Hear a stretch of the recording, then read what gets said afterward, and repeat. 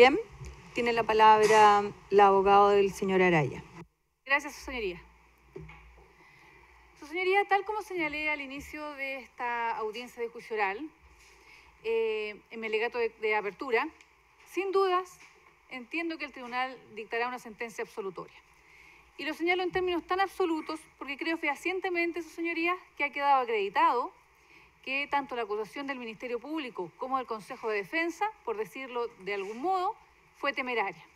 Esa es una palabra que utilicé en mi apertura y esa es la palabra que sostengo. En efecto, su señoría, estuvimos en un juicio por más de 20 días. Solo entiende esta defensa que por la porfía del ente acusador y del Consejo de Defensa del Estado que lo secundó, quienes dejando de lado todo atisbo de objetividad, principio que debiera regir la actividad, la actuación del ente persecutor, formalizó a don Pedro Sabat Pietracapina y a mi representado Marcial Araya Hernández, los acusó y los trajo a juicio por hechos que de ningún modo pueden estimarse delitos. Estos hechos, señoría, que dicen relación con el proceso de licitación pública para la gestión integral de los residuos sólidos domiciliarios en la comuna de Ñuñoa, más conocido como caso Basura en la prensa, y nos hemos referido vulgarmente de esa forma a esta causa, ya habían sido revisados. Primero en forma interna, vía recurso de ilegalidad presentado ante la misma municipalidad de Ñuñoa a raíz de una denuncia de los concejales Vergara Loyola y Castillo, señoría. Y luego, a través de una revisión por la Ilustrísima Corte de Apelaciones de Santiago, valga la redundancia, vía recurso de la ilegalidad, donde también conoció estos hechos y los rechazó. Y a contrario de lo que ha señalado el Ministerio Público y el Consejo de Defensa, este reconocimiento de la Ilustrísima Corte fue tanto en la forma como en el fondo. No me voy a repetir a lo que ya ha señalado en los alegatos anteriores, es una prueba que se ha introducido y perfectamente el tribunal podrá revisarla en lo pertinente. Pero no contentos con esto, señoría, estos señores concejales concurren en la Fiscalía Nacional Económica. La Fiscalía Nacional Económica se declara incompetente, remite los antecedentes de la Contraloría General de la República, quien, en una auditoría al macroproceso de concesiones y lo que dice relación con la ley 20.500, conoce de estos hechos. Este es el título, la parte textual de lo que señala el informe 17/2013 de la Contraloría General de la República. ¿Y qué hace la Contraloría General en sus conclusiones? No solo no observó ninguno de los puntos concretos del proceso licitatorio que funda la acusación fiscal y del Consejo de Defensa del Estado, sino que tampoco encontró algún antecedente o algún hallazgo que dijera relación con algún tipo de delito, irregularidad o ilegalidad que mereciera ser denunciada. También lo señalaron acá los testigos que declararon al efecto. Prueba documental del Ministerio Público número 53.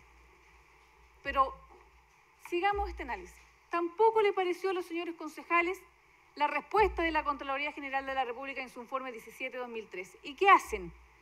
Uno de ellos, el señor Pablo Vergara, concurre el día 14 de febrero del año 2016 a la Contraloría General de la República y le pide que, textual, corrija el grave error cometido por la Contraloría en el informe final 17 del año 2013, usando las mismas palabras que este concejal hizo en su presentación a esa entidad. Acá me parece curioso, señoría, porque tratándose de la Contraloría, cuando hace una interpretación, la misma interpretación que realizó mi representado en el informe 17/2012, para el señor concejal Vergara es un error, pero sin embargo para la interpretación que hace mi representado don Marcial Araya Hernández, no es un error, es un delito, una irregularidad, una ilegalidad. ¿Qué dice esta presentación? Y acá también lo voy a señalar en forma textual. El denunciante reconoce que la Contraloría hace suyo los argumentos del informe jurídico 17/2012 de mi representado y de Contraloría Municipal y le reprocha al órgano contralor en estos términos. Lo que no se entiende es que, para quórum calificado, el informe de la Contraloría baje las exigencias y sostenga que no hubo pronunciamiento, dejando abiertas las puertas para que el alcalde, a los 20 días, aplique el artículo 82, letra C. Y continúa su reproche. Si se acepta lo que sostiene el informe de la Contraloría, los alcaldes de todo Chile podrían aprobar las propuestas más importantes, es decir, aquellas por monto de más de 500 unidades tributarias mensuales y que excedan el periodo alcaldicio, apoyándose en la jurisprudencia que sienta la Contraloría con este dictamen. En efecto, como en general los consejos municipales están configurados de manera equilibrada, es muy difícil llegar a obtener un rechazo de 2/3 a una propuesta del alcalde. Es prácticamente imposible. En otras palabras, reprocha a la entidad contralora que este organismo haya hecho suyos los argumentos del informe jurídico 17/2012 a que ya se ha aludido y que le hayan dado un fundamento adicional a la utilización que se hizo del silencio administrativo. ¿Qué le contesta este organismo? Bueno, este organismo, con fecha 31 de marzo, le señala en pocas palabras que no puede emitir pronunciamiento porque este era un tema que había sido judicializado. Pero estos señores concejales siguen sin convencerse que las máximas autoridades no le dieran la razón. ¿Y qué hacen?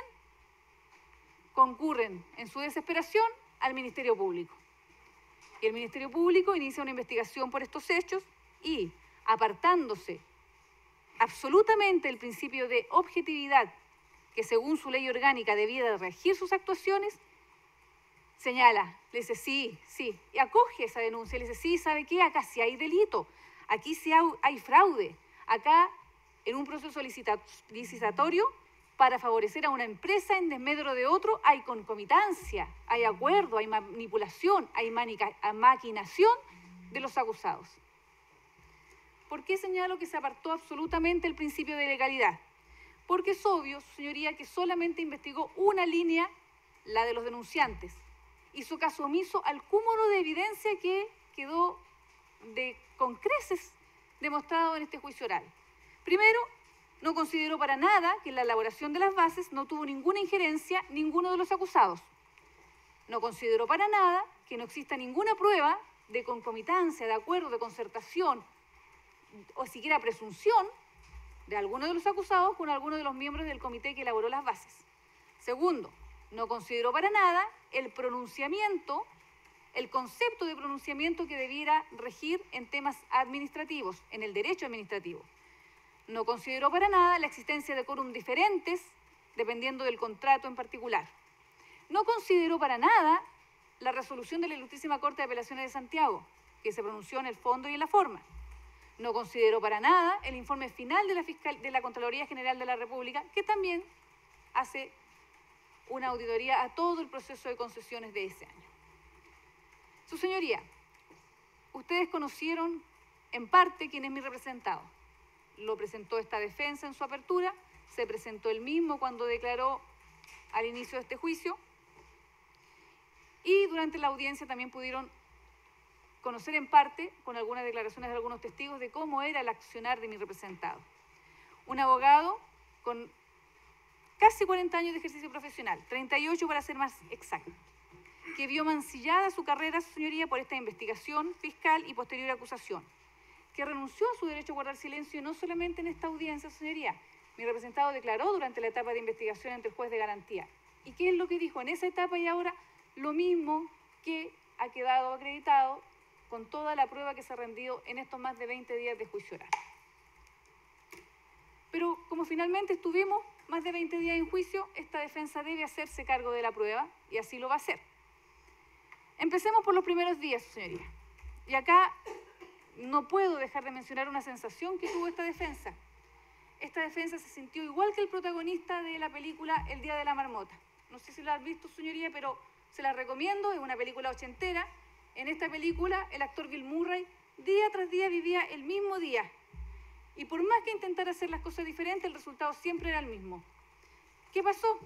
Que acá, los primeros días del juicio, señoría, vimos que el Ministerio Público, en un afán de intentar que el tribunal adquiriera una convicción en cierto sentido, exhibió un video, el video de la sesión del 14 de marzo del 2012, una y otra vez. A cada uno de los testigos que concurría a declarar, le exhibía el video en más de una oportunidad, los hacía señalar quienes habían estado presentes en ese video, a uno de ellos incluso le hizo hacer en la pizarra, escribir los nombres de quienes habían presentado en ese video.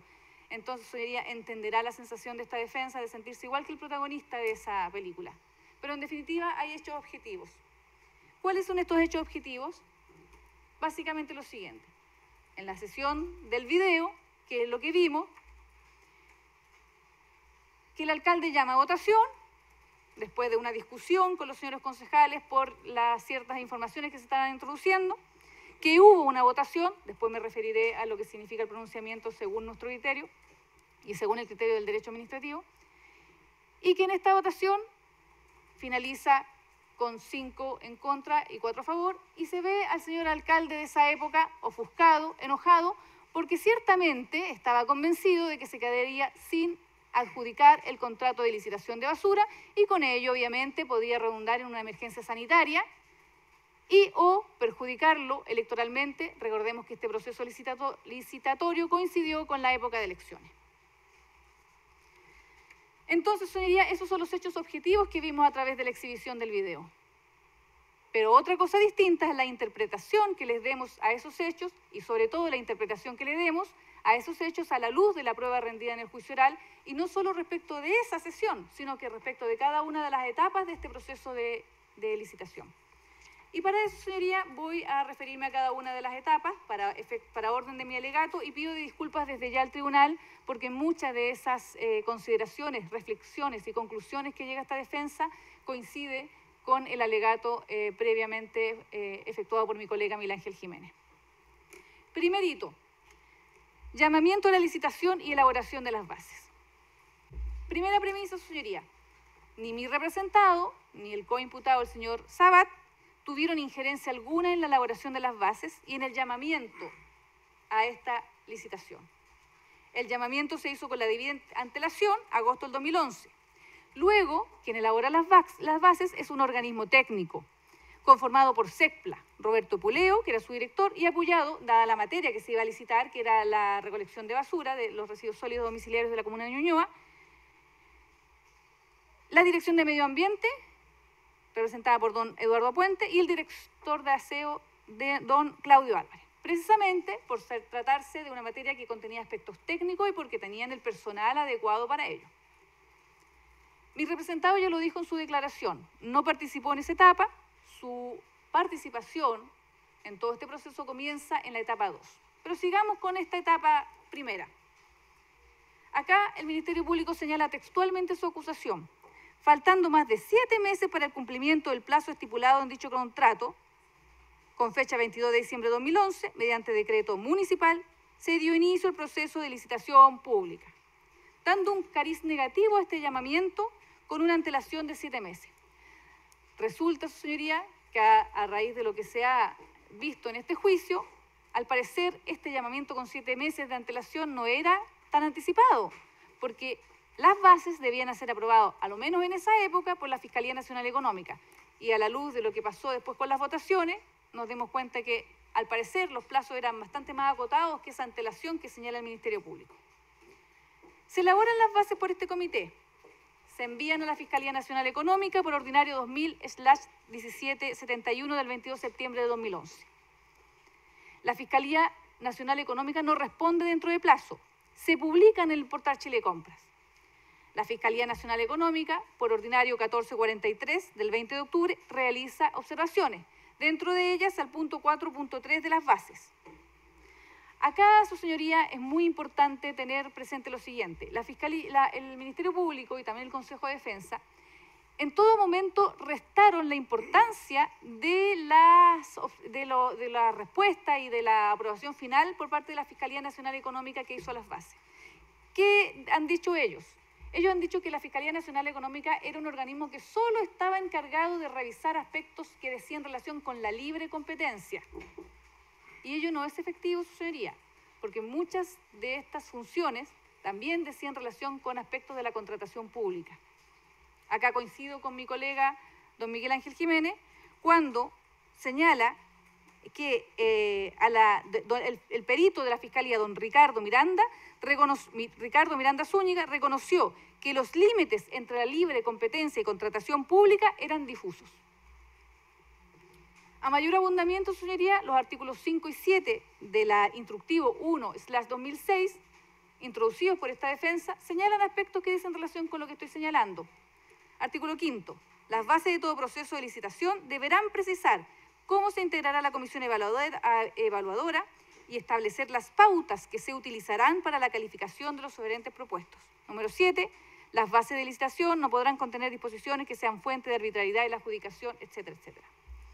Dadas las observaciones entonces de la Fiscalía Nacional Económica, el alcalde ordena bajar estas bases y incorporar las observaciones de la Fiscalía Nacional. Se corrigen. Para todos estos antecedentes, esto que estoy afirmando, existen las declaraciones de don Marcelo Araya, Roberto Puleo, Claudio Álvarez. Se corrigen, su señoría, y se envían nuevamente a la Fiscalía Nacional Económica por medio del ordinario 2000/2602 del 6 de diciembre del 2011. La Fiscalía Nacional observa nuevamente disconformidades mediante el ordinario 1710 de fecha 9 de diciembre. Nuevamente se envían las bases corregidas por parte de la Ilustre Municipalidad, ordinario 1200/2685 del 15 de diciembre, para finalmente, por medio del ordinario 1731 de fecha 20 de diciembre, ser aprobadas estas bases por la Fiscalía Nacional Económica. Se vuelven a publicar en el portal Chile Compra. Y acá me pareció curioso, y hago la siguiente observación, que es la misma que hizo mi colega. El Ministerio Público introdujo la mayoría de estos ordinarios de remisión de bases, de respuesta de la Fiscalía Nacional Económica, con el funcionario policial Eduardo Valverde. Pero no ofreció la del ordinario último que aprueba las bases, 1731, que en lo pertinente señalaba que las bases remitidas en consulta se han ajustado en términos generales a los criterios establecidos en las instrucciones generales. Yo llamo la atención solamente que me pareció curioso que no se introdujera justamente este ordinario que debió ser introducido por la defensa. ¿Qué viene después? La etapa de preguntas y respuestas. Esta etapa forma parte del proceso licitatorio. Mediante el decreto alcaldicio 111 de fecha 11 de enero del 2012, se procede a publicar estas preguntas y estas respuestas. Se hicieron 235 consultas.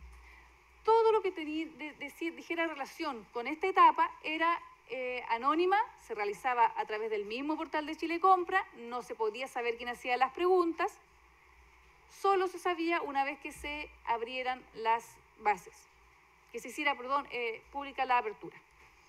Y aquí quedó acreditado con la prueba documental que una de las preguntas, concretamente la del número 217, que decía relación con la cuarta frecuencia, fue realizada justamente por la empresa que el Ministerio Público y que el Consejo de Defensa dicen que estaban en concomitancia, que desde la elaboración misma de las bases estaba en concomitancia con el señor alcalde y con mi representado para adjudicarse el contrato. Y qué curioso que esta empresa fue la que hiciera la pregunta que dijera relación con la cuarta frecuencia.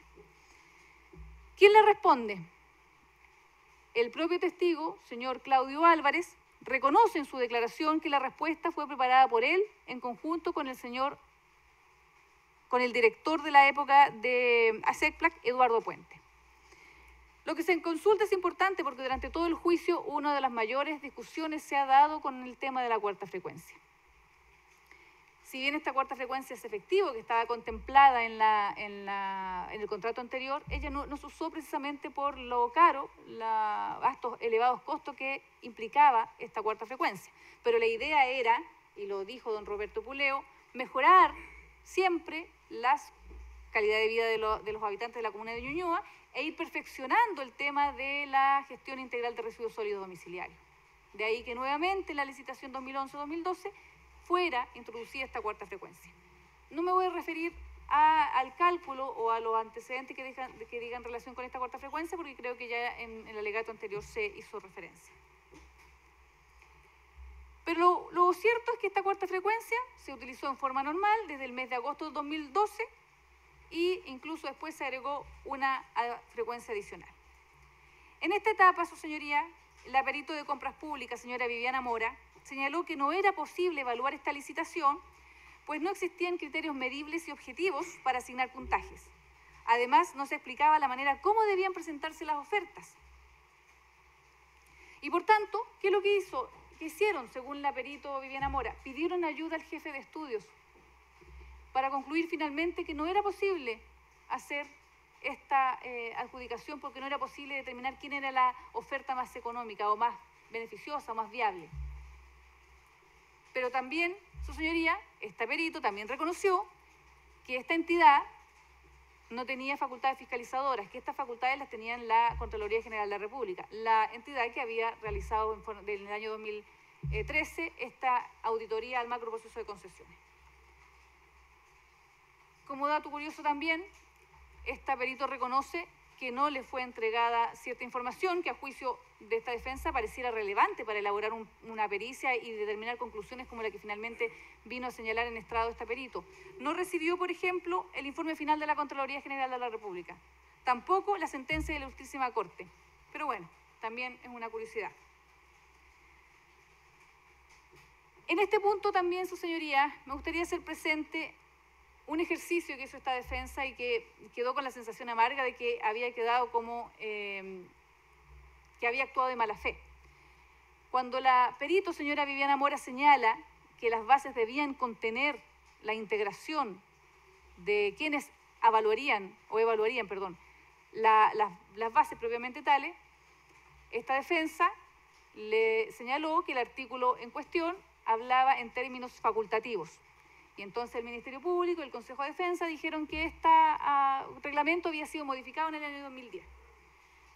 En esa oportunidad esta defensa le señaló al tribunal que no había sido de mala fe ese ejercicio, pero sin embargo después se venía revisando toda la prueba que ya se había rendido, esta defensa llegó a la conclusión de que finalmente ese era un ejercicio intrascendente. ¿Sabe por qué, su señoría? Porque precisamente las bases en el punto 3.4 cumple con esta obligación, pues señala expresamente que las ofertas serán evaluadas por el Comité de Adquisiciones y señalan quiénes integran ese comité. Prueba documental del Ministerio Público número 6. Finalmente también es un hecho innegable, y lo dijo también tanto la perito Viviana Mora como el perito don Ramiro, el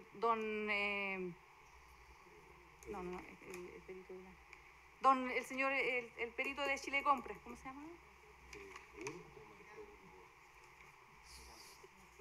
Ricardo Miranda Zúñiga, disculpen la señora, Ricardo Miranda Zúñiga, de que obviamente desde la época en que se produjo todos estos hechos, 2011-2012, hasta la época, ha habido un cambio de normativa increíble, han habido perfeccionamiento, actualmente se perfeccionan los funcionarios en ese ámbito, en el ámbito Chile Compra, se los capacita, se los evalúa, incluso dijeron que de acuerdo a los estamentos. Por lo tanto, su señoría, estamos aceptando las declaraciones de dos peritos, de Viviana Mora y de don Ricardo Miranda, ahora, 2016 cuando hicieron su informe, 2018, 2019 cuando declaran, en circunstancias que estos hechos, con todo lo que eso implica de perfeccionamiento y de cambio de normativa vigente, ocurrieron en el año 2011-2012. Es un aspecto que esta defensa estima que también debe ser considerado.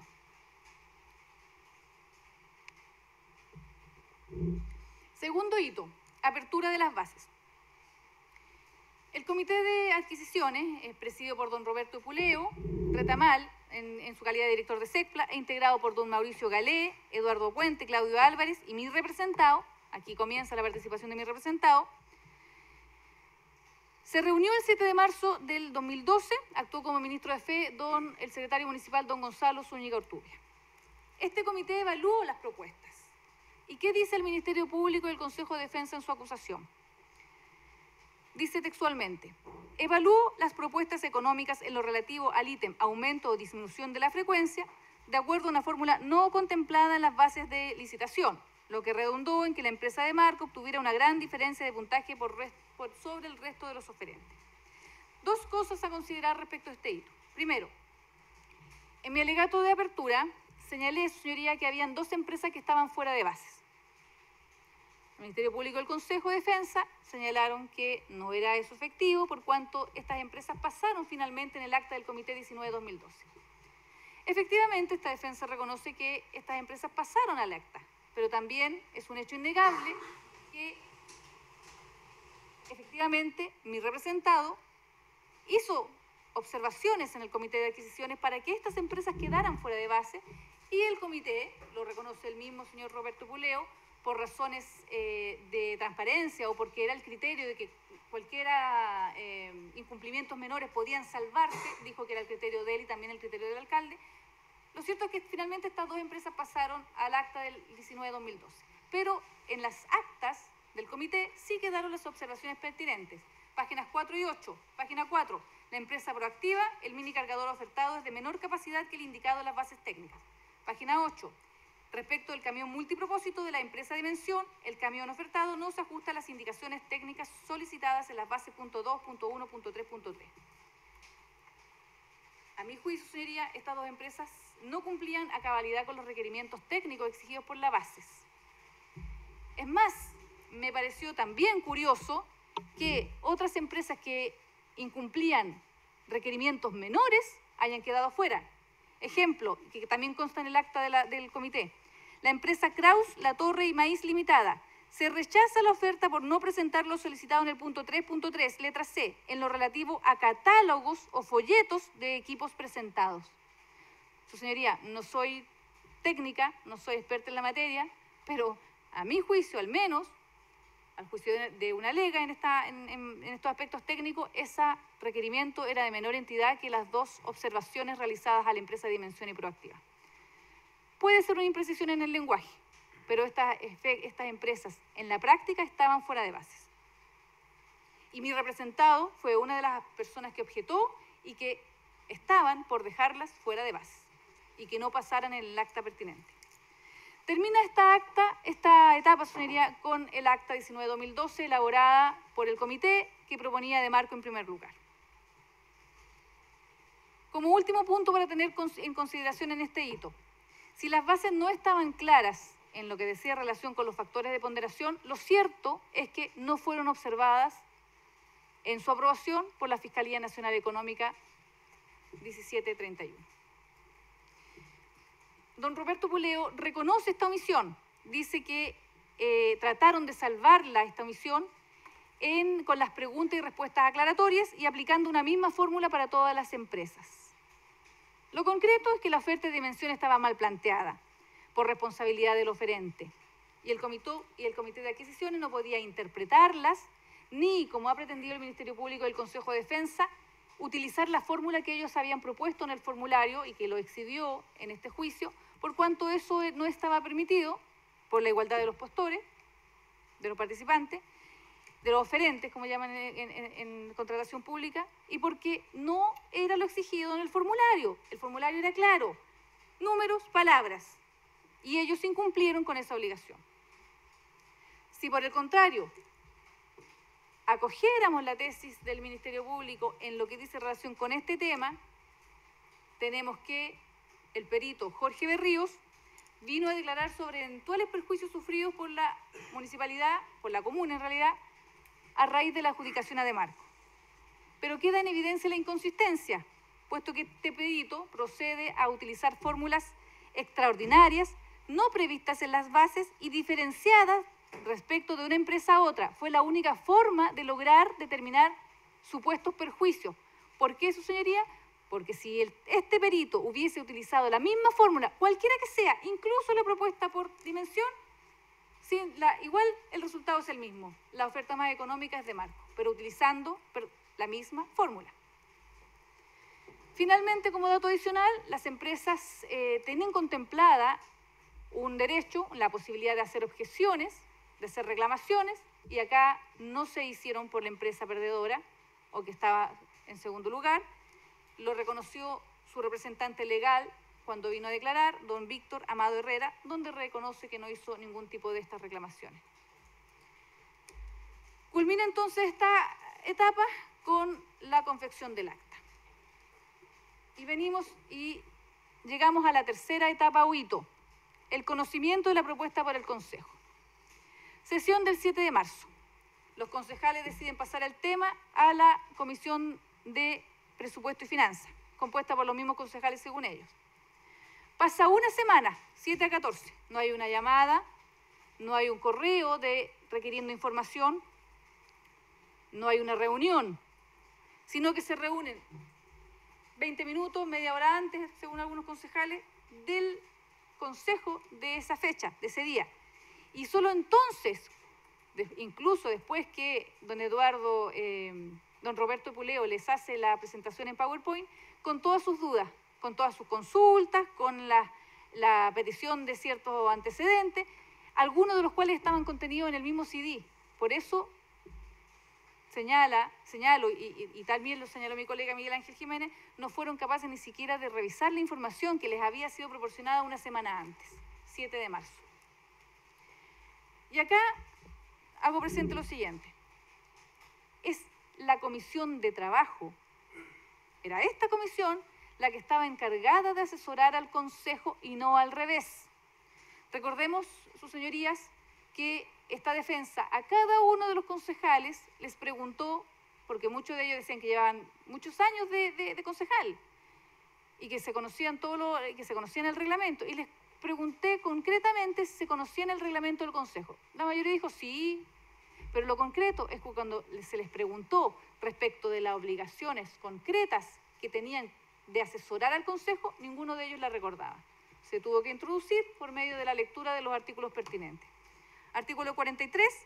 Las comisiones de trabajo tendrán el carácter de asesoras del Consejo.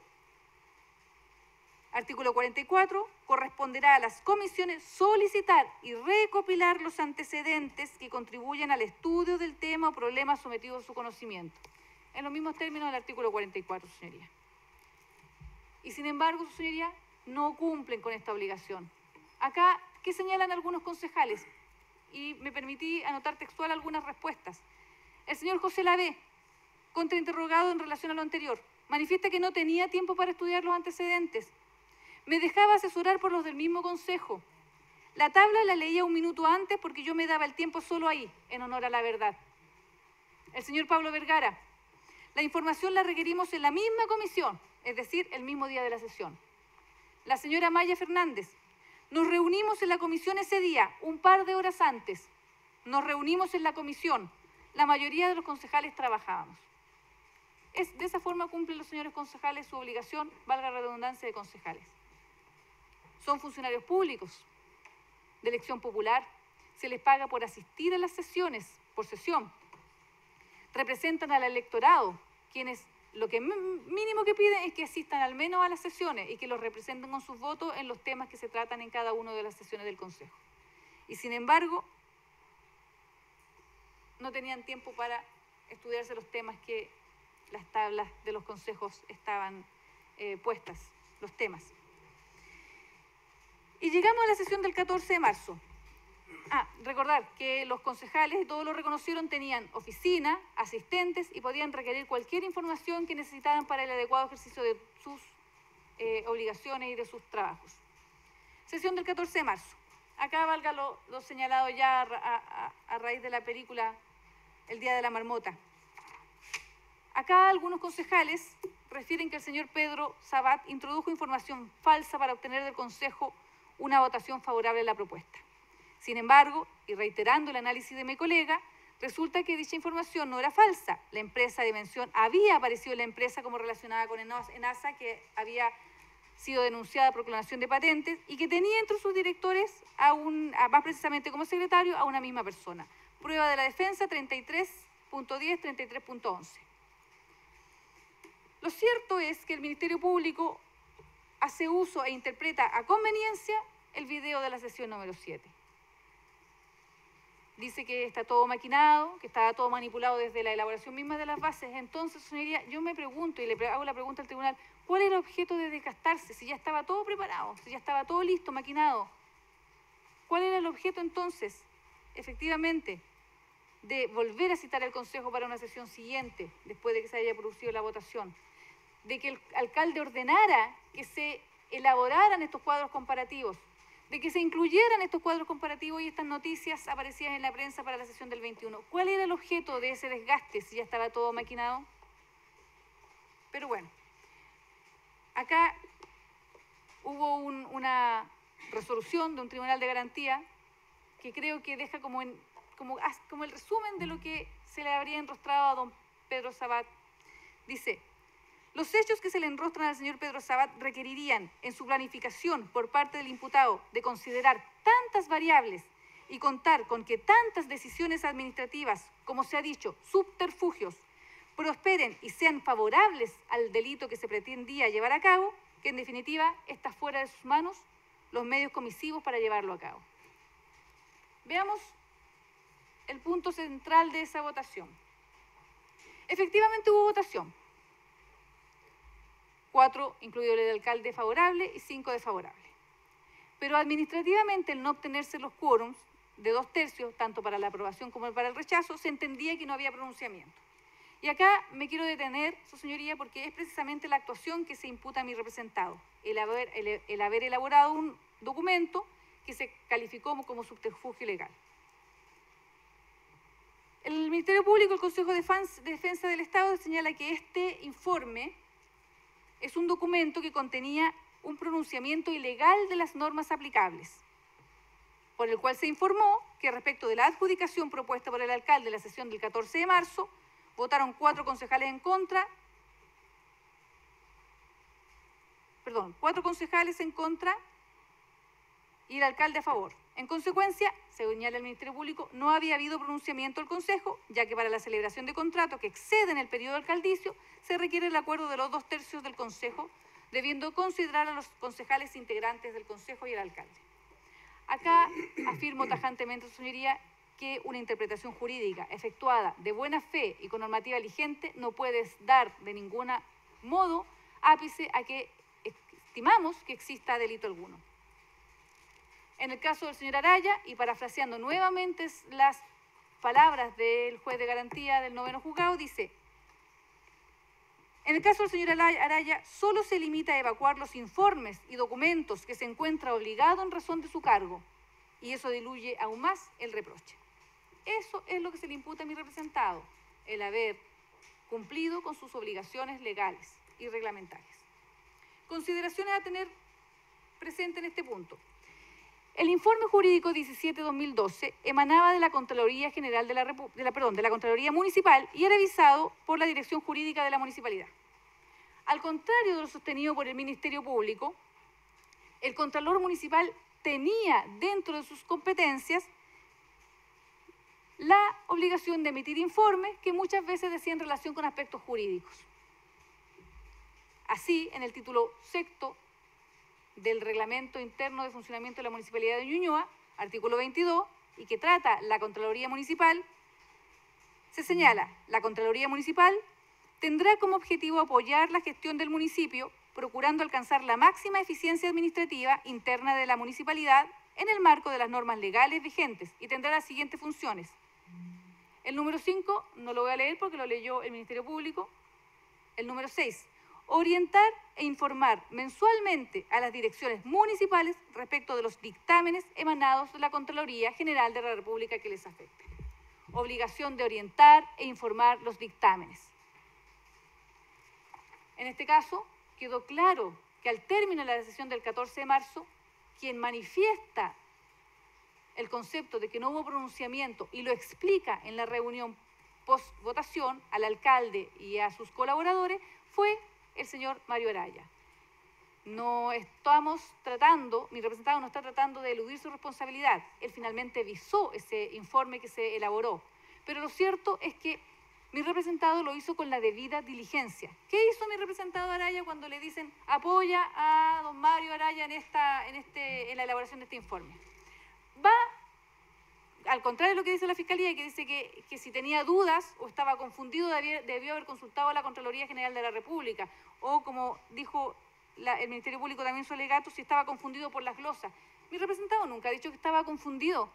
Mi representado, cuando se elaboró el informe 17/2012, estaba absolutamente convencido de que lo que ese informe señalaba y los antecedentes en que se fundaba era verdadero, legal, apegado a la normativa vigente. Solo empezaron a darse a conocer la existencia de dictámenes contradictorios con la investigación del Ministerio Público, con el informe del Contralor General de la República actual, don Jorge Bermúdez. ¿Qué dice entonces? ¿Qué hizo mi representado? Va al banner de la Contraloría General de la República, revisa el dictamen que fundaba este informe 31.353 y aquí un alcance. Este dictamen, en el cuerpo de este dictamen señala varios otros, ya lo dijo el perito Pedro Aguirrea y también lo señaló don Iván Millán, que un dictamen puede contener referencia a dictámenes que también conforman parte de la jurisprudencia administrativa. ¿Y qué dice este dictamen? Hay tres aspectos que inciden en la decisión de este caso, o que dicen relación con estos hechos. Uno, que el alcalde no debe ser considerado para efectos del quórum de asistencia, pero sí para la adopción de acuerdos.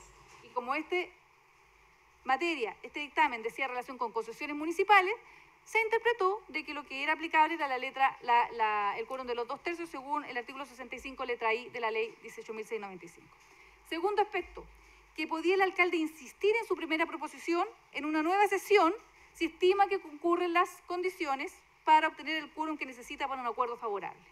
Y tercer aspecto, y esto es importante, principio de continuidad del servicio. Textual. En cuanto a la posibilidad que el Consejo no aprobase oportunamente la propuesta del alcalde, el municipio debe velar por la permanente y continua atención de las necesidades de la comuna, entre las cuales se encuentra naturalmente aquella relacionada con el aseo domiciliario de la comuna, procediendo a adoptar las medidas que resulten necesarias para que la continuidad no se vea afectada por una dilación en los trámites requeridos para la prestación del referido servicio, en virtud del resguardo del principio de continuidad del servicio público.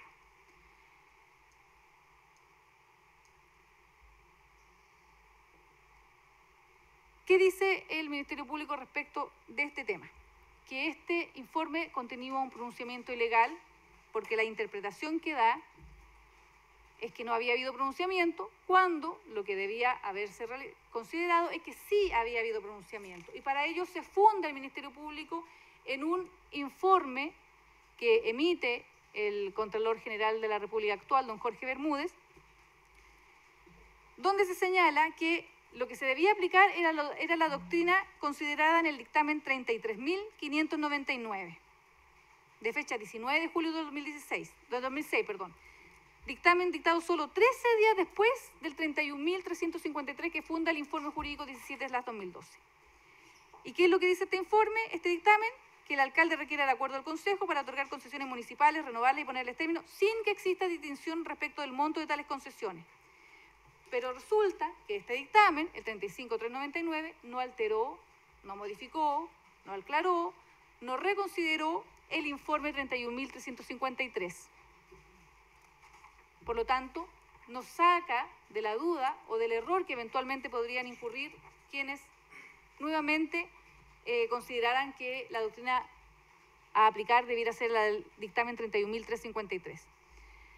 Tan cierto es lo que estoy señalando, su señoría, porque acá, si mal no escuché, fue el Consejo de Defensa que dijo que acá no había duda, no había error, que estaba todo muy claro.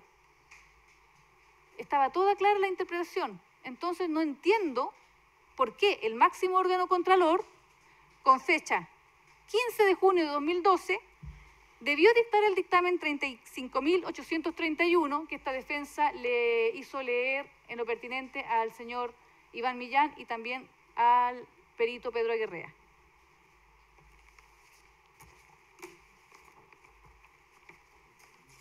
Y porque es tan importante este punto, señoría, porque dice el Ministerio Público y la Fiscalía y el Consejo de Defensa que todo está tan claro que la interpretación era una sola, no entiendo por qué esta Contraloría, la Contraloría General, tiene que aclarar el dictamen 31.353 y reconoce que podía inferir un criterio diverso. Y voy a leer los párrafos pertinentes.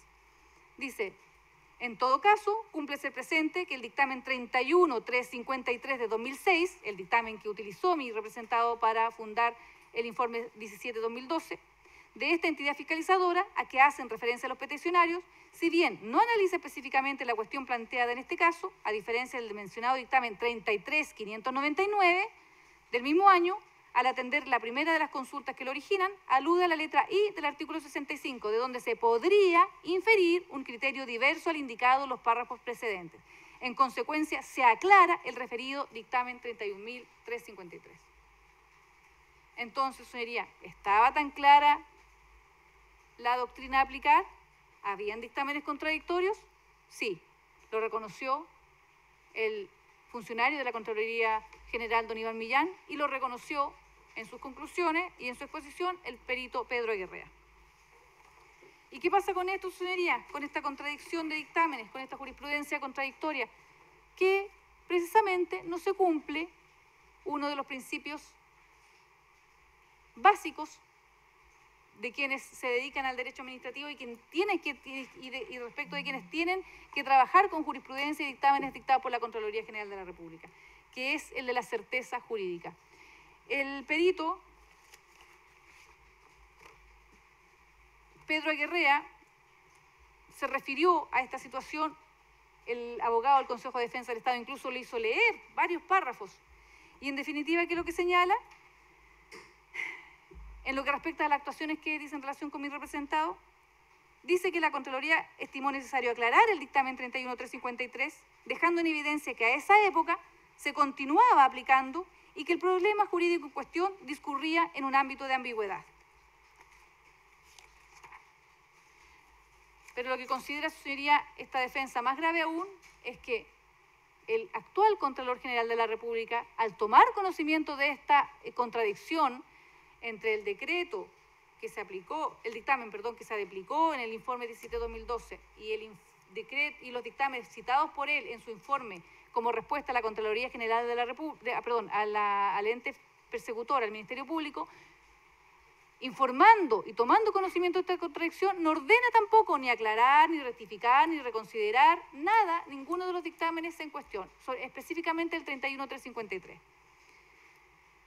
Y con ello, su señoría, obviamente, en el futuro también podría cualquier funcionario aplicar una doctrina errada y caer en lo que denominó el señor Pedro Aguerrea en una justa causa de error. ¿Cómo podría eventualmente haber incurrido mi representado? Y digo eventualmente, porque los dos dictámenes están vigentes al día de hoy y no están reconsiderados. Si uno entra al banner de la Contraloría General de la República, en las glosas de reconsideración, de modificación, las va a encontrar vigentes. Por lo tanto, cualquiera podría nuevamente ocupar cualquiera de esas doctrinas. Entonces, señoría, tenemos finalmente que el informe jurídico 17-2012 no es una interpretación antojadiza, engañosa, fuera de la ley. Es una interpretación ajustada a derecho. Y finalmente, señoría, me quiero referir también a un punto importante que también fue motivo de discusión y que tiene relación también con la actuación de mi representado, la interpretación de los quórums. El Ministerio Público insiste en que en la votación efectuada el día 14 de marzo hubo un rechazo y que no debía y que reprocha a esta defensa que la interpretación que se haga lo sea para aprobar o rechazar. En esta parte, su señoría, y a objeto de no ser redundante, solamente me limitaré a señalar que esta defensa introdujo algunos dictámenes como parte de la prueba y que solamente me voy a referir que están signados con la prueba documental dictámenes número 19-20, entre otros. Y en ellos es claro el tenor de dichos dictámenes de que la interpretación era el quórum era tanto para aprobar como para rechazar. Y llegamos finalmente a la sesión del 21 de marzo, la que no se realizó por falta de quórum. Acá se trató de introducir la idea por el Ministerio Público y el Consejo de Defensa que la citación solo procedía si había nuevos antecedentes, lo que no era efectivo porque el mismo dictamen 31.353 no se refiere a nuevos antecedentes. Dice el Ministerio Público y el Consejo de Defensa que eso estaba en el reglamento. Pero bueno, siguiendo la misma tesis del Ministerio Público, la verdad es que cuando se citó al Consejo a la sesión del 21 de marzo se acompañaron nuevos antecedentes. Estaban los cuadros comparativos, estaban los recortes de prensa, entre otros antecedentes. Pero lo concreto es que, nuevamente, los señores concejales, algunos, no todos, con total desidia, boicoteando, como utilizó el término mi colega Jiménez, no asisten a la sesión del 21 de marzo. ¿Por qué? Porque según ellos pensaban que ya se habían pronunciado respecto de la materia. Declaración textual del señor Vergara. Pero lo cierto sería que en la tabla del 21 de marzo no era el único a tratar el tema de la basura. Había un tema tan importante como el señalado en el punto 3.6 de esa tabla, que era una modificación presupuestaria. Entonces me pregunto, los concejales estaban tan preocupados del gasto que iba a significar para la comuna el tema de la licitación y no se presentan a una votación, a una sesión donde se iba a tratar también un tema presupuestario.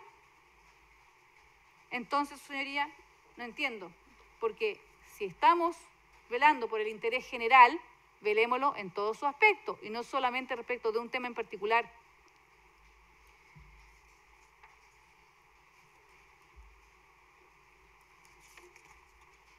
Y llegamos, su señoría, no me voy a... Tenía en esta parte lo señalado por los funcionarios policiales, pero creo que también mi colega ya hizo un análisis exhaustivo de las declaraciones de estos funcionarios, por lo tanto me los voy a omitir. Y llegamos al cuarto hito, adjudicación del contrato.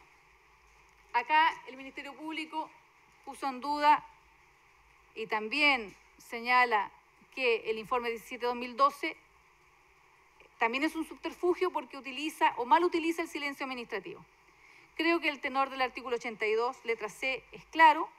El requerimiento fue efectuado por el señor alcalde el día 7 de marzo, por lo tanto, los plazos, de acuerdo a esta normativa, se cuentan desde ese día.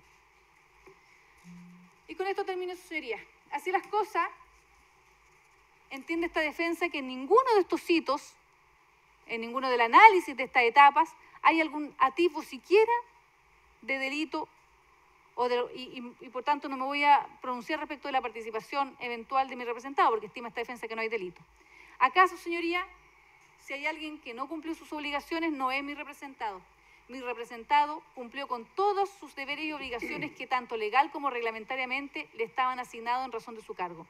Acá, si hay alguien que no cumplió con sus obligaciones, son tres entes o personas. Primero, la Contraloría General de la República, porque la Contraloría General de la República es el máximo entre contador y contralor. Tiene una facultad dictaminante y tiene la obligación de mantener al día la jurisprudencia administrativa y, por tanto, para que tenga efecto el principio de certeza jurídica. Y, sin embargo, no cumplió ni durante la época que estaba a cargo del contralor Ramiro Mendoza, ni tampoco ahora a cargo del señor Jorge Bermúdez. No cumplieron tampoco con sus obligaciones los señores concejales, quienes, primero, no estudian el tema en la Comisión de Presupuesto y Finanzas, dejan pasar una semana sin siquiera requerir algún tipo de información. No cumplen tampoco sus obligaciones cuando no asisten a la sesión del día 21 de marzo y se ponen de acuerdo para no asistir. Entiende esta defensa que son ellos quienes han incumplido y, parafraseando las mismas palabras de la acusación fiscal, son los concejales quienes no han cumplido con los deberes de transparencia, rectitud, imparcialidad, ecuanimidad, honestidad y de velar por el interés general de la comuna. Y finalmente, su señoría, quien no cumple sus obligaciones es el Ministerio Público. ¿Por qué? Porque realizó una investigación poco prolija, descuidada, imparcial y no rigiéndose por el principio de objetividad. Solo investigó una línea investigativa y no otras líneas que podían efectivamente haber significado un rumbo distinto a la acusación fiscal y del Consejo de Defensa del Estado.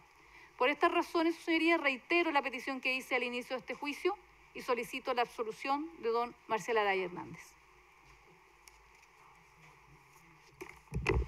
Bien, atendida la hora, vamos a dejar las réplicas para el día de mañana. Así que entramos en receso hasta mañana a las 9.